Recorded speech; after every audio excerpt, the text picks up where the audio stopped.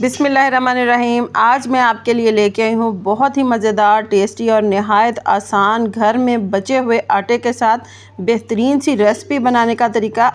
अस्सलाम वालेकुम व्यूवर्स, खुश रहें, आबाद रहें। चले जी, आज की हम अपनी रेसिपी स्टार्ट करते हैं। सबसे पहले तो यहाँ पर मैंने जो आम रूटीन में हम रोटी बनाने के लिए जो आटा यूज़ करते हैं ना, ये वही आटा है। इसको मैंने थोड़ा सा तकरीबन एक रोटी के आटे को मैंने ले लिया है।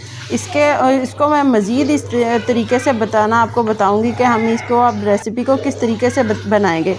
और इसके साथ मैंने यहाँ पर 2 चम्मच के करीब मैंने मैदा लिया है। मैदा लेने के बाद जो आटा है ना, वो मैं इसके अंदर ऐड करके इसको मैं मसलना शुरू करूँगी। हाथों की मदद से हम इस तरीके से आटे को मसलना शुरू करेंगे, क्योंकि जो घर में मौजूद होता है ना आटा रोटी बनाने वाला, वो थोड़ा सा नरम होता है। इसको हमने थोड़ा सा सख्त कर लेना है। इसको सख्त करने के लिए इसके अंदर मैंने घर वाला ही, अगर आपके पास आटा है तो वो आप यूज़ कर सकते हैं, गंदम का आटा।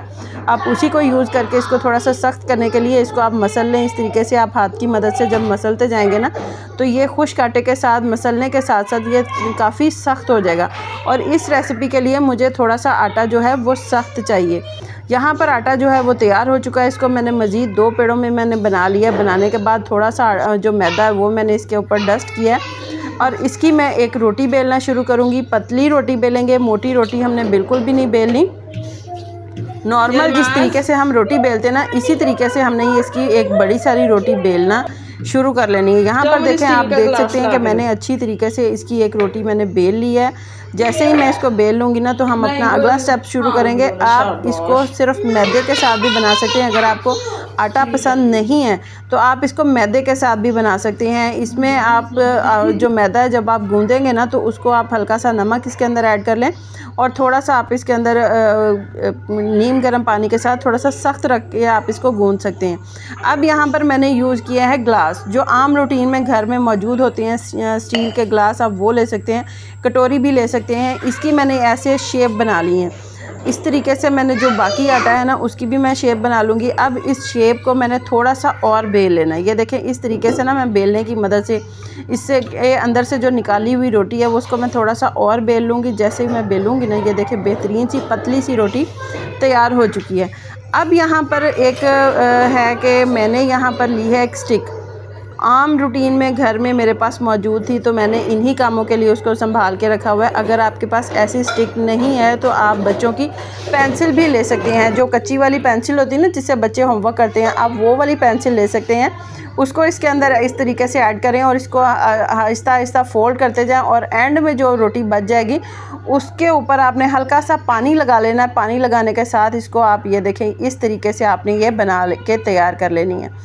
अगर आप इस तरीके से बना के देखेंगे ना, तो इतनी मज़े की ये रेसिपी बनेगी। अब हमने इसकी कटिंग करनी है, क्योंकि ये पका हुआ नहीं है, आटा है। आटा थोड़ा सा क्योंकि नरम भी पड़ जाता है, गर्मी का मौसम है, तो बाहर रखने से थोड़ा सा और ज़्यादा नरम हो जाता है। तो इसकी कटिंग थोड़ी सी मुश्किल थी, तो इस वजह से मैंने इस स्टिक के अंदर ही इसकी कटिंग मैंने करना स्टार्ट किया है। ये देखें, यहाँ पर इसकी मैंने जब कटिंग की है ना, तो बहुत इजीली इसकी कटिंग हो चुकी है और ये बिल्कुल भी इसकी शेप ख़राब नहीं हुई। इसी तरीके से आपने स्टिक के अंदर ही इसकी कटिंग कर लेनी है और कटने के बाद फिर इसको बाहर निकालना है ये।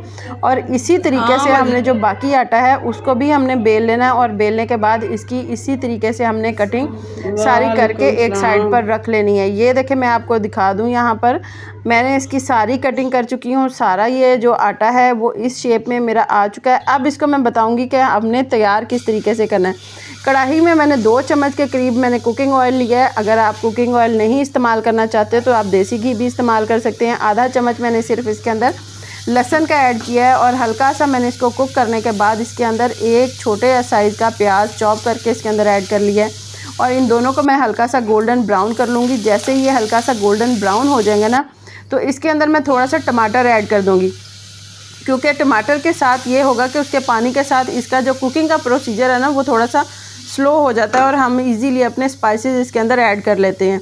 अब इसके अंदर मैं ऐड करूँगी मज़ीद, मैंने इसके अंदर थोड़े से मैंने आलू, एक साइज़ का आलू मैंने लिया है, उसको मैंने चॉप कर लिया है थोड़े से बड़े साइज़ में। और उसी साइज़ में मैंने गाजर ऐड की है, उसको भी मैंने कट कर लिया है। अब इनको मैं भूनती भी जाऊंगी और थोड़ा थोड़ा इसके अंदर मैं मसाले भी ऐड करती जाऊंगी।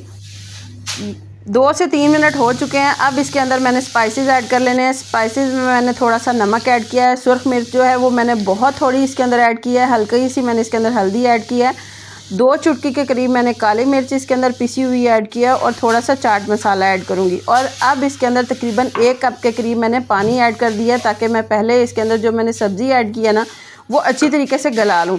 जब ये सब्ज़ी 2 से 3 मिनट के लिए कुक हो जाएगी, अच्छी तरीके से गल जाएगी, इसका पानी खुश्क हो जाएगा, तो फिर हमने इसको दोबारा से भून लेना है। दोबारा से भूनने के बाद शिमला मिर्च जो है वो मैंने बाद में ऐड की है, क्योंकि आलू और जो गाजर थी वो काफ़ी हार्ड है और उसको गलाने के लिए ना तो शिमला मिर्च जो थी वो बिल्कुल ही गायब हो जानी थी अगर मैं इसके साथ ही इसके अंदर ऐड कर देती। इसलिए इसको मैंने बाद में ऐड किया है। और बाद में ऐड करने के साथ मैंने थोड़ा सा ज़ीरा ऐड किया है और आधा चम्मच के करीब मैंने चिकन पाउडर ऐड किया है और इसके साथ मैंने श्रेड किए हुए थोड़ा सा चिकन ऐड किया है। इसमें बहुत ज़्यादा आपको चिकन की ज़रूरत नहीं है, बहुत थोड़े से चिकन के साथ आप ये रेसिपी बना सकते हैं। अगर आप चिकन यूज़ नहीं भी करना चाहते ना तो सिर्फ आप ये सब्जियों के साथ भी बना सकते हैं। अब इसको मैंने थोड़ा सा भून लेना। जैसे ही मैं भून लूँगी ना तो मैं इसके अंदर पानी ऐड करूँगी। पानी मैंने इसके अंदर वही ऐड किया जिसके अंदर मैंने चिकन को बॉयल किया था, मतलब कि यखनी। चिकन की यखनी को मैंने इसके अंदर ऐड कर दिया और इसको मैं पकने के लिए 5 से 6 मिनट के लिए रख दूँगी। जैसे ये 5 से 6 मिनट के लिए पक जाएगा, सारी यखनी जो है वो भी पक जाएगी, तो इसके अंदर मैंने सिर्फ 1 चम्मच के करीब मैंने लिया है मैदा। उसको मैंने थोड़ा सा पानी के अंदर घोल के मैं इसके अंदर डाल दूँगी ताकि इसके अंदर थोड़ी सी थिकनेस आ जाए, थोड़ा सा गाढ़ा हो जाए। अब इसके अंदर 1 चम्मच मैंने सोया सॉस ऐड किया है और 1 चम्मच मैं इसके अंदर वाइट विनेगर ऐड करूँगी। ये दोनों का जो टेस्ट है ना वो इसके अंदर कमाल का लगेगा जब आप इसके अंदर इसको ऐड करेंगे। अब मज़ीद इसको 5 से 6 मिनट हो चुके हैं। जैसे ही इसके अंदर 5 से 6 मिनट हो जाएंगे ना तो जो हमने आटे के जो हमने छोटे छोटे से बना के रखे हैं ना पास्ता टाइप से, वो आप इसके अंदर ऐड कर देंगे। ये देखें, ये सारे जो मैंने आटे के थे वो बना के रखे थे, अब इसको मैंने इसके अंदर ऐड कर देना है और इसको मैंने और मज़ीद 3 से 4 मिनट के लिए कुक करेंगे। इस टाइम पर इसको बहुत ज़्यादा कुक करने की ज़रूरत नहीं है, सिर्फ आप 3 से 4 मिनट के लिए इसको कुक करें और उसके बाद मीडियम स्लो फ्लेम पर इसको दम दे दें। ये देखें, बेहतरीन सी ये रेसिपी तैयार हो चुकी है और ये सारे के सारे पक चुके हैं और जो इसके अंदर मैंने पानी डाला था वो भी थिक हो चुका है। अब मज़ीद मैं इसके ऊपर सब्ज़ धनिया ऐड करूँगी। रेसिपी जो है वो तैयार हो चुकी है। इसको अब हम करेंगे डिश आउट। बहुत ही मज़ेदार सी ये रेसिपी तैयार हुई है। आप इसको जब बनाएंगे ना तो आप खुद हैरान रह जाएंगे कि घर में बचे हुए आटे के साथ इस तरीके से भी इस रेसिपी को तैयार किया जा सकता है। इसको हम अब कर लेते हैं डिश आउट। ये देखें, यहाँ पर मैं इसको डिश आउट कर रही हूँ। बहुत ज़्यादा खूबसूरत इसके कलर आए हैं। कलर देखने के साथ इंसान की भूख और ज़्यादा बढ़ जाती है जब आपको ऐसी रेसिपी खाने को मिलती है। मुझे यकीन है जब आप ये रेसिपी बनाएंगे ना तो ख़ुद भी आप खाते चले जाएंगे और घर वाले भी बार बार आपसे फरमाइश कर कर के ये रेसिपी ज़रूर बनवाएंगे। अगर आपको मेरी ये रेसिपी पसंद आए तो प्लीज़ इसे लाइक करें, शेयर करें, मेरे चैनल को सब्सक्राइब करें। अल्लाह हाफ़िज़।